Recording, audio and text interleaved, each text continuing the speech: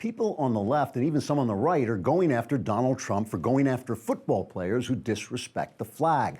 I am going to tell you why Trump has got this one 100% right. Plus, is the Pope Catholic? Some conservatives actually don't think so. Father Michael Knowles, who you remember from his role in Going My Way, will be here to discuss it all. And do you remember when Berkeley was the home of the free speech movement? Well, neither do they. We'll talk about what went wrong, but first, NFL football, which used to be the most popular sport in America way back, about 20 minutes ago, is suddenly playing to half-filled stadiums and getting much lower ratings on TV.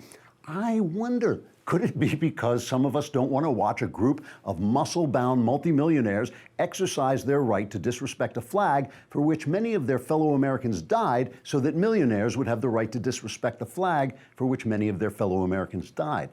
Nah, that can't be it. Maybe people are just busy doing something more important on Sundays, like picking the dirt out from between their toes and then shaping it into tiny animal sculptures.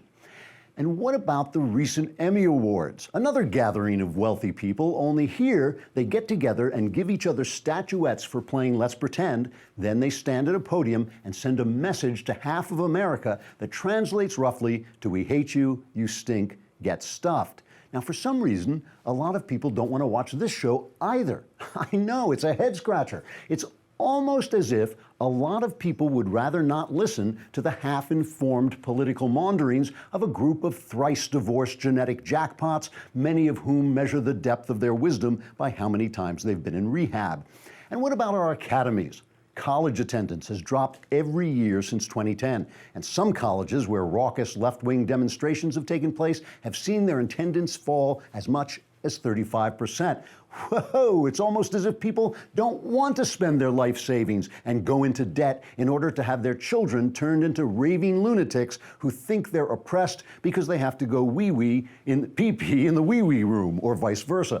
Now, I don't know about you, but I'm beginning to notice a pattern here. In sports, in showbiz, and in the academy, leftists have scored tremendous victories infiltrating once beloved institutions and transforming them into megaphones for their cramped and censorious ideologies. And in the aftermath of those victories, these once titanic institutions are shrinking and shrinking until soon the only person watching Stephen Colbert will be Colin Kaepernick. It's almost as if Americans have better things to do than to watch the most privileged people on earth indulging in champagne socialism and limousine radicalism while disrespecting the hard-working people who make their shabby little lives possible. Better things to do, like braiding their nose hairs or being free. Trigger warning, I'm Andrew Klavan. This is The Andrew Klavan Show. I feel hunky-dunky, life is tickety-boo. Birds are winging, also singing hunky-dunky-doo. Ship-shape, tipsy-topsy, the world is zippity-zing. It's a wonderful day, hurrah, hooray! It makes me want to sing. Oh, hurrah, hooray! Oh, hooray, hurrah! All right, this NFL thing has got me so worked up. I think I need to calm down. I need some single nostril breathing here. But, you know, you do hold, and you breathe through one, and you hold it, and then you exhale through the other, and you keep going. I feel so much better now. All right, we're going to discuss this NFL thing. I'm going to explain to you point by point why Donald Trump is 100% right about this, no matter what anybody says. And we have Father Michael Knowles will be here. Not many people know that he's an actual, priest. Although I won't make that joke. It was a good one, but I'm going to leave it go. No, he actually is a practicing Catholic, and he's going to practice until he gets it right, I think. So meanwhile, you know, you may say to yourself, where were you during the Klavanless weekend while one of our beloved institutions, the NFL, was going to hell in a haybasket? What was I doing? I'll tell you what I wasn't doing. I wasn't waiting online at the post office because, first of all, it's closed on Saturday and Sunday. So what would be the point? But, of course, also I use Stamps.com because it's just nuts to stop the busy, fast-paced life we all live now to go drive to the post office, wait online. Even though they do a good job, you just don't have to get it there. Stamps.com brings all the services of the U.S. Postal Service right into your computer so they are at your fingertips. You can buy and print official U.S. postage for any letter, any package, any class of mail using your own computer and printer. Stamps.com makes it easy. It really is. I still find it kind of cool. You put the envelope in the printer and it comes out with a stamp. I mean, that's just a lot easier than driving down to the post office. They will also send you a digital scale, which automatically calculates your exact postage, and Stamps.com will even help you decide the best class of mail based on your needs. There's no need to lease an expensive postage meter.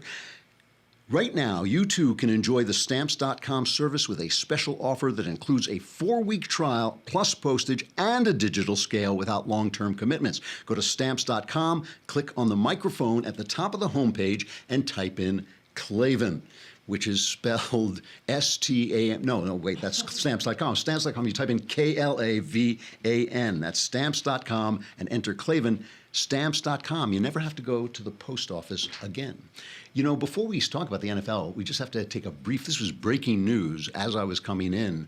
Anthony Weiner got sentenced, you know. I was thinking, this is a hard time to be Anthony Weiner because he's going to be doing a hard time. Says the disgraced ex-congressman broke down crying as he was sentenced. I know, Anthony, that's sad. He was sentenced to 21 months in prison. That's nearly 2 years for convincing a high school student to undress and touch herself via Skype in 2016. She told him in the phone call that she was 15 years old. I know. You know, the guy must be, the compulsion in him must be so bad. He must have wanted to get caught at some level because he's doing it again and again. Somewhere, Andrew Breitbart is probably laughing uproariously.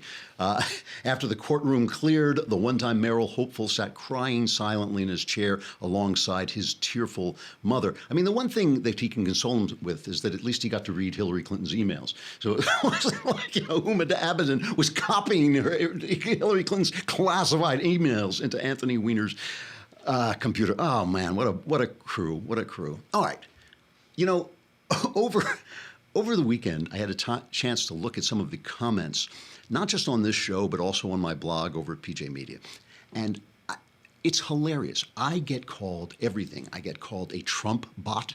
I get called an anti-Trump person. I get called a secret liberal. I get called a right-wing white supremacist. And sometimes within 10 comments, I will be called on every side. And I felt like, what on earth, you know, like how are they all reading and listening to the same thing? Oh, somebody called me an establishment Republican. I thought, like, yeah, you know, that's me, all right. But you know what it is? It's that I do not think they know the sound of realism anymore. I don't think they understand what it is to play politics as if politics were a process with a goal. It's not an expression of your morality. You know, your morality forms your principles, forms your political principles, but politics is the means by which you get to where you want to go, and you have to be realistic and read the field. You can't always get 100% wins all the time, and there's sometimes settling for what you can get is okay, sometimes it's not. Sometimes you got to stand on principle. So that's why I wanted to say this first, so that when I tell you that I think President Trump is 100% right about the NFL, there's a reason I say it. And I will explain it all. So first of all, it starts out Friday, I guess it was. He's in Alabama. He's backing this guy, Luther Strange, who's kind of the establishment. You know, there's a pro-Trump candidate running against Luther Strange, but Trump doesn't care. He's backing Luther Strange. And he says, you know, Luther Strange shares our values, believes in the flag, and then he interrupts himself and says this. This is cut one. Wouldn't you love to see one of these NFL owners, when somebody disrespects our flag, to say, get that son of a bitch off the field right now, out, he's fired. He's fired! You know, some owner's gonna do that. He's gonna say, that guy that disrespects our flag, he's fired. And that owner, they don't know it. They don't know it. They're friends of mine, many of them. They don't know. They'll be the most popular person for a week. they'll be the most popular person in this country, because that's a total disrespect of our heritage. That's a total disrespect of everything that we stand for, okay? Everything that we stand for. And I know we have freedoms, and we have freedom of choice, and many, many different freedoms. But you know what? It's still totally disrespectful. Okay, so now the NFL goes nuts, right? First, Roger Goodall, the commissioner, he responds, he puts out a statement. He says, the NFL and our players are at our best when we help create a sense of unity in our country and our culture. Divisive comments like these, the president's comments, demonstrate an unfortunate lack of respect for the NFL, our great game, and all of our players, and a failure to understand the overwhelming force for good our clubs and players represent in our communities. And there are many, many NFL players who do a lot of good things. But when he says we help create a sense of unity in our country, remember, it's not Trump who started doing this. It's the players, Colin Kaepernick, and then a couple of other players. So then all the players get together, and where before it was just a few players who were kneeling basically in a Black Lives Matter protest against against police, what they consider police brutality. They were kneeling during the national anthem. Now a lot of them do it. And the Pittsburgh Steelers, in one of the, to me, like maybe I'm the only person seeing this, but I thought one of the great miscalculations, right? They're at Soldier Field in Chicago. They're playing the Bears, and the entire Steelers team stays in the locker room during the national anthem, right? One of them comes out, Alejandro Villanueva, who is is that how you pronounce it? Villanueva? Villanueva, sorry. Alejandro Villanueva comes out, and he's an offensive lineman who is one of 3, I believe, veterans in the NFL. And he's an Army Ranger. I think he did 3 tours overseas. And he comes out and he stands and does now to me, maybe I'm old-fashioned. To me, that makes the rest of the team look like trash. They look like garbage. Here's the guy who served. Here's the guy who did it. You go out with that guy. And the coach of the team is saying, well, we wanted more unity. We wanted more unity. You know what? You look bad. You look bad. And just so you know, it's against the rules. The rules of the NFL, page A6263 of the league's game operations manual. This is what it says. The national anthem must be played prior to every NFL game, and all players must be on the sideline for the national anthem. These are the rules that you sign up for when you sign a contract. During the national anthem, players on the field and bench area should stand at attention, face the flag, hold helmets in their left hand, and refrain from talking. The home team should ensure that the American flag is in good condition. It should be pointed out to players and coaches that we continue to be judged by the public in this area of respect for the flag and our country. Failure to be on the field by the start of the national anthem may result in discipline such as fines, suspensions, and or the forfeiture of draft choices for violations of the above, including first offenses. Okay, so those are the rules, right? Those are the rules. And John Nolte points out that the NFL has no problem shutting down free speech, okay? John Nolte says, he points out, he says the NFL threatened fines in September of 2016. 3 NFL players plan to wear cleats in honor of the 15th anniversary of the September 11th attacks on America. The NFL put a stop to it with threats of fines. In July 2016, in honor of 5 police officers murdered in cold blood by a Black Lives Matter activist, the Dallas Cowboys wanted to honor the slain officers with a small helmet decal. The NFL put a stop to that. NFL fined players in 2015. They fined William Gay for wearing purple cleats meant to raise awareness for domestic abuse. And of course, the NFL doesn't want to raise too much awareness for domestic abuse because they'll start to notice that a lot of NFL players are domestically abusing their wives. So the NFL players are going nuts and they attack Trump. And the big thing is, he's divisive. He's politicizing everything. Tom Brady, who is a pal of Trump's and a friend of his and voted for him, he said this on radio.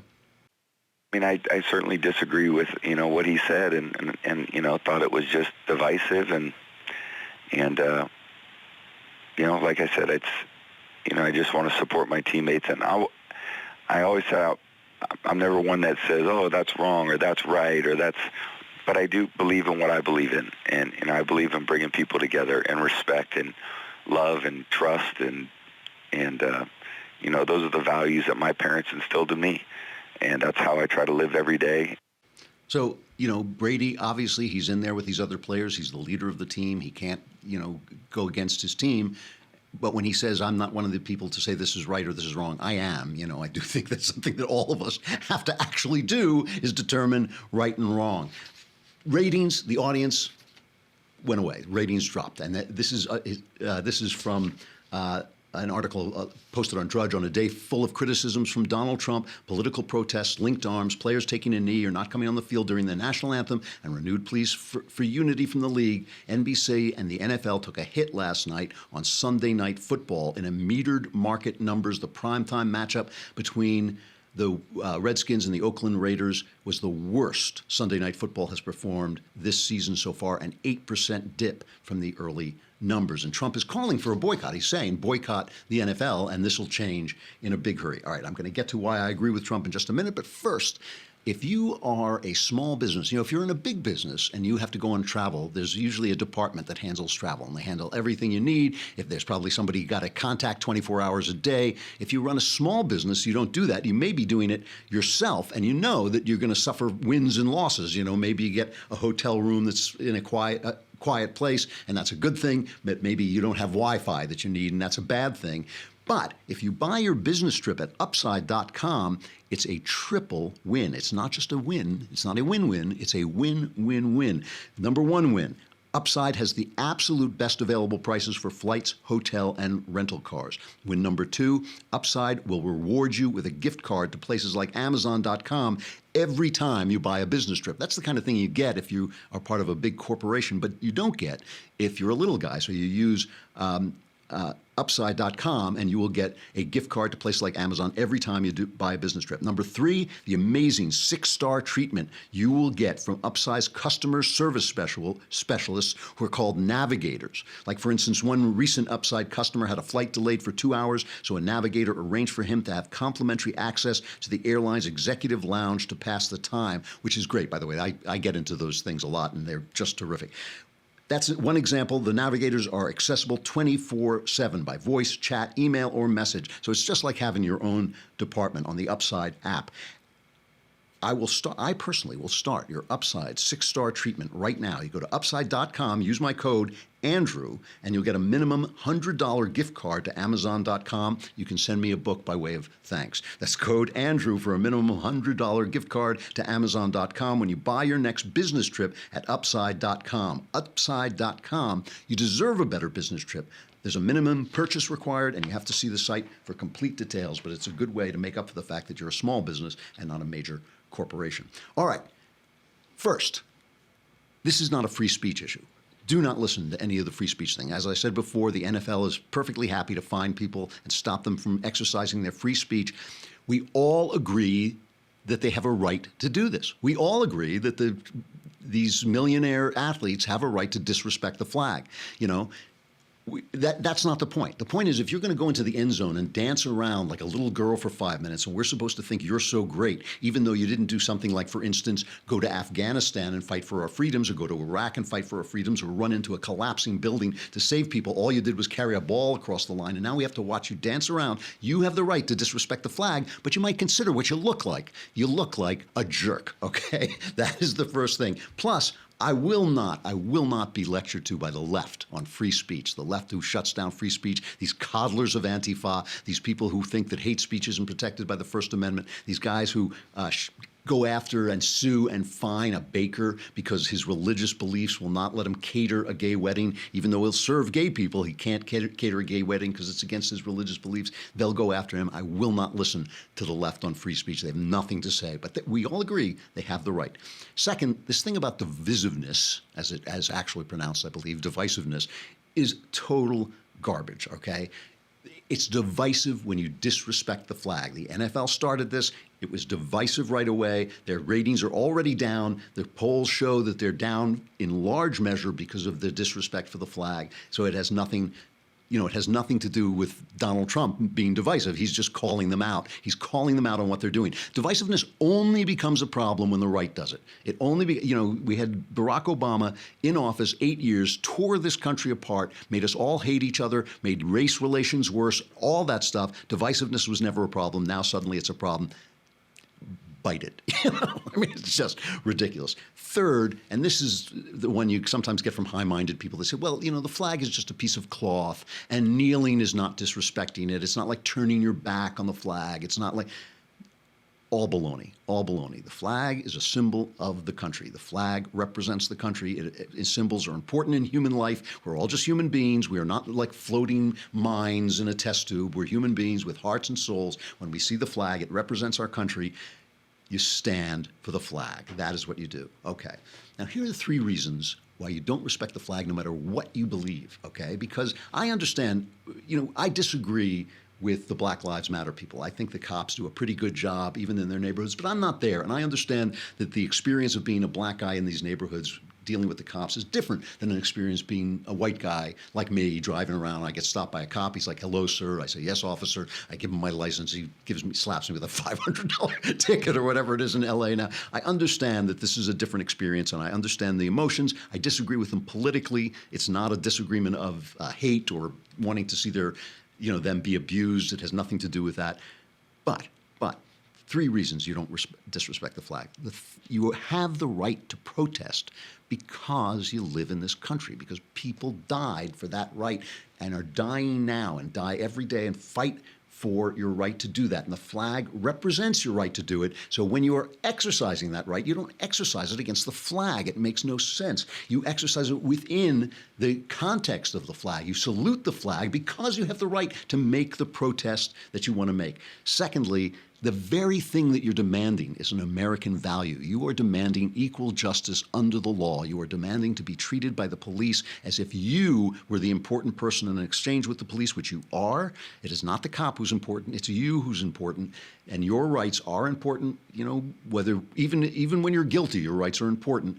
The justice you're demanding is represented by that flag. So when you disrespect the flag, you're actually sending this incredible mixed message. The American justice system that you want is represented by the flag. It's like Martin Luther King said the smartest thing about this. He said he called on America to live up to the meaning of its creed. Okay, to call on America to be more American is an American thing to do. When the left says it's patriotic to protest, I don't believe it's patriotic necessarily, but it is American to protest. We've been protesting from the very beginning. The flag represents that. And 3, the only reason we give a crap about you at all is because you're an American, because you live with us under that flag. It's not because, black people were held slaves. You weren't there. That didn't happen. I didn't do it. I got no interest in that. It's not because I agree with you. I don't agree with you. It is not because you're some multimillionaire who throws a ball around and works 16 days a year. All right, that's a little unfair, but still, you're one of the privileged people in the world.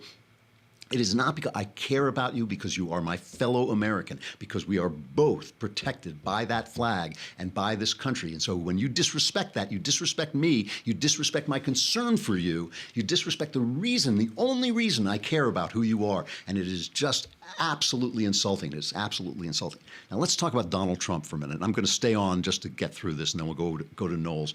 But you won't be able to see Knowles unless you come on over to thedailywire.com, because we'll have to leave Facebook and YouTube. But if you subscribe, you could just watch the whole thing. If you just watch it lousy $10 a month. And for a year, it's $100 a month, and you get the Leftist Tears tumbler. But let me just finish this thought, all right? Donald Trump. Donald Trump pulls the same trick on these clowns every single time. I keep hearing how stupid he is, how ignorant he is. He pulls the same trick. They keep falling for it. Me think maybe it's them who be stupid, okay? Because what he does is he takes something that most normal, everyday Americans agree with, okay? I think the number is 72% of people believe that you should stand during the national anthem. 72% of Americans disagree. You can't get 72% of Americans to agree about anything. Sugar is sweet, maybe. You'll get like 68%, but 72%. So he takes an issue where he knows he's safe, not just with his base, but with most normal human beings. And then he expresses it in this kind of grotesque, over-the-top way. So it's like, instead of saying, well, I have faith in God, he'll say, I have faith in God, and anybody who doesn't have faith in God is an idiot. He says they ought to go out and say you're fired. They ought to say, tell that SOB this and that. So people instantly react. They instantly seize up, and immediately he has his opponents opposing the flag. has these clowns, the Democrats, sitting around going, no, yeah, let's disrespect the flag. I mean, the other day he goes to the UN and he delivers that speech against North Korea and Kim Jong-un, and there were leftist commentators, Chelsea Handler, she's saying, I'd rather have Kim Jong-un as my president. You go like, yeah, so now nothing she says means anything ever again. So it's a brilliant political tactic. I don't see why he shouldn't use brilliant political tactics. Obama trolled us for 8 years. Trump is trolling us back. So now this is what comes from the right, okay? And I sympathize with this. People say, oh, everything is political. The Wall Street Journal had this editorial today. Oh, everything is political. Can't we just have our sports? Can't we just have our showbiz? Why is everything political? Donald Trump is making everything political. Nonsense. Donald Trump did not make everything political. Everything is political because the left took over our communications industry and our news industry. That's why everything is political. For 10 years, 15 years, I've been going to conservative conferences, on cruises, conservative cruises, and been saying, take back the culture, take back the culture. This is how you take back the culture. And people say, well, the president shouldn't do it because he represents all of us, but that's garbage. Every Hollywood actor attacks us. Every mainstream news show attacks us. Every late night comic. Who's going to speak for us? Who has a voice loud enough to speak for us except for the president? He is in the right on this. He did the right thing. He is taking back the culture. American culture is not opera. American culture is reality TV and football and all the movies and all this stuff. And the only person who has a voice loud enough to counter the steady stream of leftist garbage that we get buried under every day is Donald Trump, and he's doing it. And you know what? I'm for it. I'm for it. Do it. These guys, these privileged guys dancing in the end zones at their own achievements, they should salute the damn flag. I love the NFL. I love football. I will stop watching it if they keep doing this. I will stop. It will not kill me to stop. I'll watch college football. If they do it, I'll stop watching that. I'll just do crossword puzzles. I'll be fine. All right, we got to say goodbye to Facebook and YouTube. Subscribe, and you can watch the whole thing on thedailywire.com. Subscribe for a year. You get the Leftist Tears tumbler. Plus, you can be in the mailbag, and the mailbag, just my answering the questions in the mailbag actually makes the Leftist Tear tumblers fill up with Leftist Tears. We got Michael Knowles coming up right now.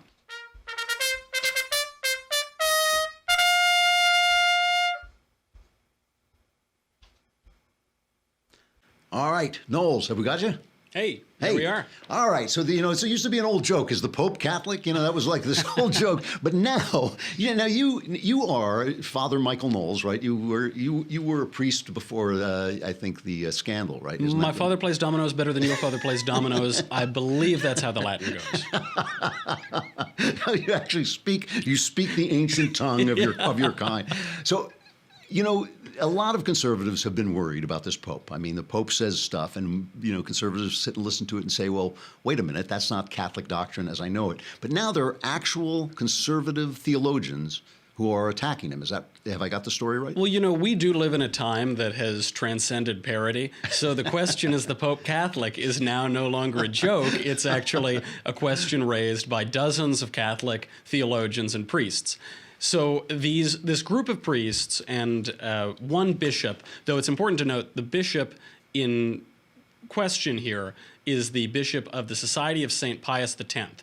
This society broke away and was excommunicated by the Vatican 30 years ago. It was recently brought back into communion with the Vatican by Pope Benedict. Okay. They are a little more old school, a little more conservative. They prefer the Latin Mass, as I do. They prefer the traditional liturgy, as I do. The Pope Benedict began a reform of the reform, a kind of reform to the Vatican II changes that gave us all of those god-awful acoustic guitars. And so, but the only bishop that signed on to this was the bishop of SSPX, which has no standing in Rome. The rest, though, were priests and theologians and academics, and they formally accused the Pope of heresy. So fair enough, really? This makes headlines. The reason that they've accused him of heresy is that, in particular, his apostolic exhortation, Amoris Laetitia, the joy of love, seemed, by many interpreters, to have opened the door for civilly divorced and civilly remarried Catholics to have communion and to loosen the rules about alternative living situations such as cohabitation and all of the stuff that Catholics do but say that they don't do in the United States. Okay, now a lot of non-Catholics believe that the Pope, when the Catholic Church says the Pope is infallible, that every word out of his mouth is infallible. But that's not right, right? So was this? Yeah. Not at all. Like many things in the Catholic Church, you can't really understand it, and I don't mean that flippantly. I think one of the good arguments for the Catholicity of the Church is that nobody really gets the thing. It isn't a man-made ideology, so when people try to pin it down, it eludes being pinned down. Okay. This letter is worth reading. It's a 25-page letter, and it quotes the First Vatican Council, which defined papal infallibility, and this is what it said. The Holy Spirit was not promised to the successors of Peter that they might, by his revelation, make known some new doctrine, but that by his assistance they might religiously guard and faithfully expound the revelation or deposit of faith transmitted by the apostles. So papal infallibility has only been invoked a handful of times in history when the Pope is speaking ex cathedra to defend religiously some doctrine that's been around forever. It is not invoked when the Pope decides that he fancies one new thing or the other. That doesn't count. Okay. So they're not attacking him in any place where he's infallible. They're not actually attacking the doctrine of infallibility. And it's amazing to read this. I think people, conservatives, even American conservatives, and certainly non-Catholics, really should read the tone of this, because it's called a filial correction. It's a correction as a son writes to his father. It's deeply respectful. It's a real turn. It's a real impressive act to formally accuse somebody of heresy while still being quite respectful. But the piece says, you're still the Pope. We believe that you are the Pope. We believe that you're infallible on matters in which you're infallible, but you're misguiding a lot of people. And what this is really about, this is a small group of Catholic theologians. It won't make a blip. But what they refer to here are much more prominent theologians and archbishops, cardinals, bishops, who have sent in letters to the Pope called dubia, saying, this was a little unclear, Papa Francesco. Maybe you ought to clear up what you think about this, that, or the other thing. He has not responded to those things. So does the Pope have the power to declare that, for instance, cohabitating, living together outside of marriage is now okay? Does he have the power to just change that rule? The short answer is no. Okay. It could be left to theologians to debate whether infallibility could be invoked in some way, but the short answer is absolutely not. It would be a very hard case to make. The Pope can't all of a sudden decide that gay marriage is protected by the church or expounded upon by Christ, or that abortion is just fine. All of these things that I think the left who read Huffington Post headlines believe that is just around the corner for Pope Francis. Right. Now, one of the other really interesting aspects of this filial corrective is that it comes in the 500th anniversary of Martin Luther, and half of the letter takes issue with Pope Francis's, quote, unprecedented sympathy for Martin Luther, and in particular on the sacraments. Martin Luther did not have much care for the sacraments, particularly the sacrament of marriage. He said that the sacrament of marriage was simply there to quench the fire of concupiscence, and he was reading St. Paul as he said that. That has never been the position of the Catholic Church, and the fear among conservative theologians and conservative Catholics is that the Pope is taking a Lutheran view. Wow. He's allowing Lutherans to accept the Eucharist at Catholic Masses. He's saying very nice things in their churches and about Martin Luther, and they're worried that the sacrament is being watered down and that that rock-steady, incredible, immovable authority of the Church will be watered down, eroded, and left to become some liberal squishiness like all the mainstream Protestant churches. Well, here's the weird thing. As a non-Catholic, the weird thing about this to me is that I'm watching here in the States, the left has been hammering candidates for judgeships that Trump has appointed because they're Catholic, basically saying, just the very fact that you're Catholic is disqualifying, which is is literally unconstitutional. But they're saying that just the very fact that you're Catholic disqualifies you for being a judge. Is that fair? Yeah, we pulled this clip. This reminds me of Chesterton, who said that the reason he knew the Catholic Church was legitimate is that it gets attacked for opposite reasons. It's too far left, it's too far right. Do we have this clip of Senator Dianne Feinstein? why is it that so many of us on this side have this very uncomfortable feeling that, you know, dogma and law are two different things? And I think whatever a religion is, it has its own dogma. The law is totally different. And I think in your case, Professor, when you read your speeches, the conclusion one draws is that the dogma lives loudly within you. And that's of concern. Does the dogma live loudly within you? I don't know. It's echoing in my ears. It's the curious incident of the dogma in the nighttime, which like they expect it not to bark. You know? An amazing religious test by absolutely empty-headed Senator Dianne Feinstein. Unbelievable. But it does raise this question, okay? Because a lot of the conservative judges, maybe not all of them, but a lot of the conservative justices on the Supreme Court are, in fact, Catholic. That's right. It was formerly Scalia, and then Alito. Right. Thomas is Catholic. I believe Roberts is Catholic.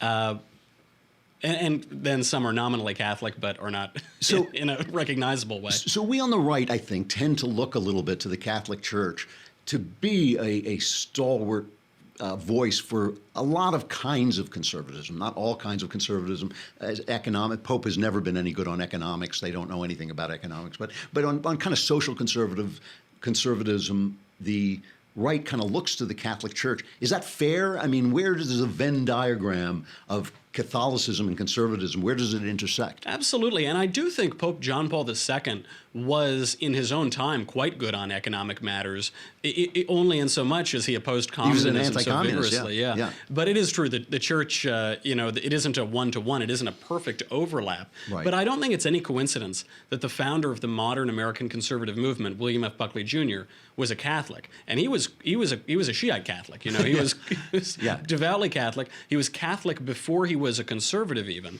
And his priest in New York pointed out that because Buckley's Catholicism informed his conservatism, it kept his conservatism from being narrow or nostalgic. It kept it from the shallowness that we see in various forms of libertarianism or fiscal conservatism and social liberalism and yada, yada, yada.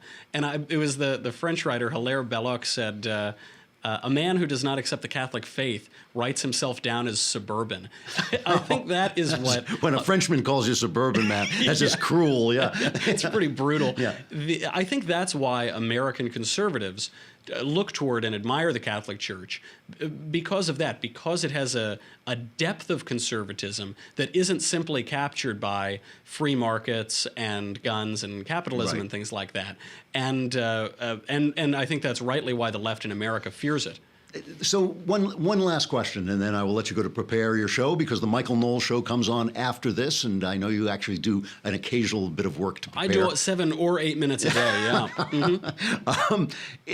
As a Catholic and a conservative, when you look at this Pope, who has given, people like me, he kind of gives me a headache. I mean, every time he opens his mouth, I think part of it is the whole South American thing. They've never experienced real capitalism. They've never experienced honest capitalism, so they have perfectly good reasons to hate it. Mm-hmm. But I look at him and he gives me kind of a headache. What is your experience of this Pope? We've just had 2 of the greatest men in the history of the church serve as popes consecutively. We had St. John Paul II and Pope Emeritus Benedict. 2 men who worked together in the same rooms by sheer providence. So by that standard, if he falls a little short, I can understand it. On some issues, he's quite good, and those issues are not, and I'm speaking politically, because he makes political statements. Sometimes he's quite good on matters of social conservatism, and on some matters he can be completely out of left field on matters of environmental regulation or on matters of economics. But a priest once told me that the good Lord sometimes sends us bad popes to remind us that the Pope is fallible, except when he's infallible. And the nice thing is, if this were some Protestant sect or some denomination that doesn't have the weight of history and the weight of glory behind it, then it could turn the whole thing right off the rails. And certainly the Catholic Church has been pulled off the rails before by some of the craziness surrounding Vatican II, which Benedict said was downright Pelagian. It can be pulled off, but because it has the weight of 2 millennia, and because Catholics believe it was instituted by Christ on earth, then we believe it has this spiritual steadiness to it, then it's much harder to move the bark of Peter, and we can survive even the hypothetical, not very good Pope. All right. The semi-infallible Father Michael Knowles will be on the Michael Knowles Show after this. Great to see you, Michael. I will say, Yeah. just as a filial corrective to you, Drew, Yeah. I am infallible on all matters that are not spiritual. So on every other matter, that's where I'm infallible. Cigars. I'll give you cigars. You're infallible. All right. I'll see you later. Thanks, Michael. All right. If that weren't low enough, if talking to Michael Knowles isn't crappy enough, here's our crappy culture.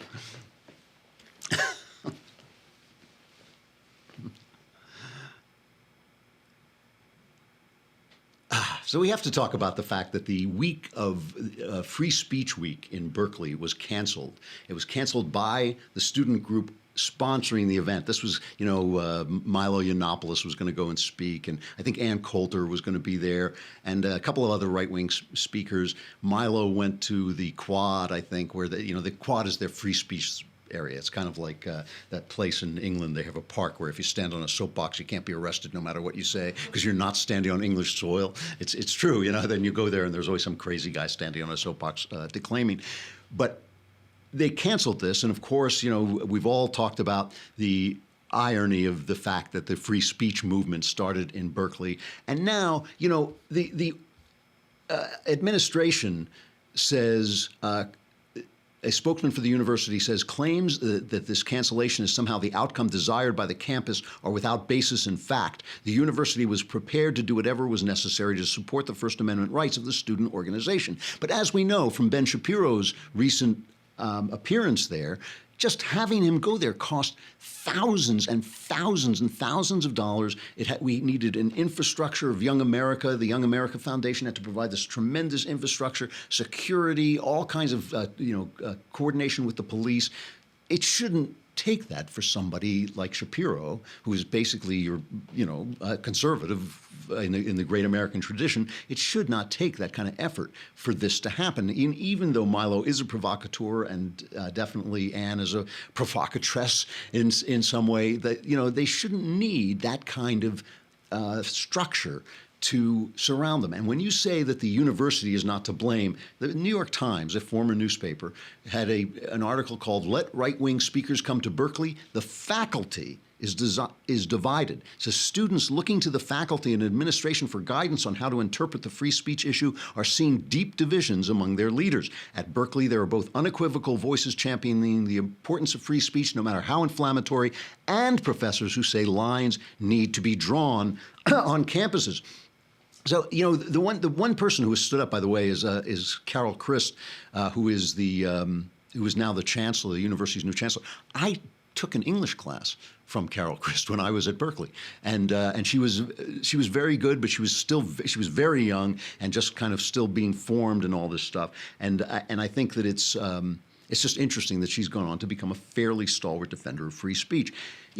A lot of this has to do with, there was a piece by Jean Twenge, who I think is going to come on the show soon, who writes about generational differences. And she says members of iGen, the iPad generation, have spent more time with screens and less time interacting with each other than any previous generation. And because they communicate primarily online, most of the threats they experience come through social media or text and not in person. For iGen, danger tends to take the form of words, not physical altercations. So these people think they are in danger when people are speaking to them. And I obviously think that a lot of this it's not just the iPhones and the social media. It is also these professors who have been preaching, professors and the news media who've been preaching all this time that there's their opinion, their left-wing opinions, and there's hate. right? There's no other way. There's not, oh, you want good for the black community through leftist means. Oh, you want good for the black community through right-wing means. Let's see which one is actually good for the black community, for this, neighborhood. There's nothing like that on the news. There's nothing like that on CNN, nothing like that on the networks, nothing like that in the New York Times, nothing like that in the Academy. It's all their way and hate. And the left has also done this important thing. They have blurred the line between process and content, okay? Because you have the right doesn't make it right. This is what we're talking about with the NFL. Something is, you have the right to do things that are wrong. That is the way rights work. So for instance, and the way things are done is the way your freedom is preserved. The way things are done is the way your freedom is preserved. So it is process to allow free speech, but that doesn't mean you can't criticize the content of the speech. And the left constantly blurs these things. They say, well, gay marriage is right, and therefore it's good that the Supreme Court decided that gay marriage should be legal everywhere. But it's bad. No matter what you think of gay marriage, it is bad that the Supreme Court stripped the states of their rights to do this. There's nowhere in the Constitution that says the federal government has the right to say anything about marriage like this. So it is bad when you lose the process. When you lose the process, when the process is eroded, your freedom is eroded. That doesn't mean you can't debate the content. And they're constantly confusing this, and they do it on purpose. They say, well, what do you mean the NFL, like football players, can't disrespect the flag? They have a right to do it. We know that. We're debating whether it's right or wrong, and we also have the right to boycott, and we should debate whether that is right or wrong. And this is the thing that the left has done, because this is why the left no longer understands free speech, because they are so convinced of the justness of their cause, the justice of their cause, that they have decided that process doesn't matter. But process is all, because process is what defends your freedoms. And that's the way we hope we can get to the good content. Tomorrow, Christian Toto, our conservative movie critic, is going to be in. He's just put out an article which features me. I think me and Ben are both in it, about whether you should boycott movies. So we're going to be talking about that. Be here. The Klavan-filled week has just begun. Enjoy it while you got it. I'm Andrew Klavan. This is The Andrew Klavan Show. We will talk to you again tomorrow.